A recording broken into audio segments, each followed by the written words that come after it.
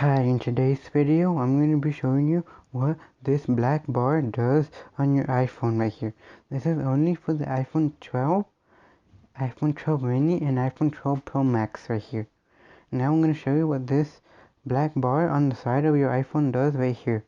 This is the double tap or triple tap right here. You have to triple tap on your iPhone Apple logo for it to work.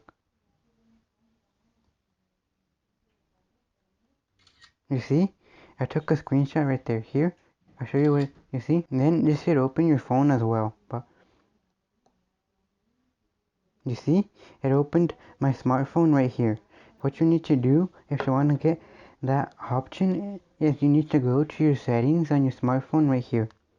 And then what you need to do is go to accessibility and then press right here. It says physical and motor.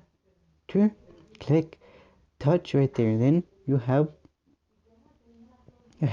back tap right here. Click that. You see right here you have double tap. You want to click home. You want to click double tap right there, and then you can click on whatever you want. I'm gonna leave it. I'm gonna change it to lock screen right there. Then on the triple tap I'm gonna change it. I'm gonna leave it to screenshot right there. Now it should lock the screen if I double tap right here. You want to double tap on your Apple logo right there. You see?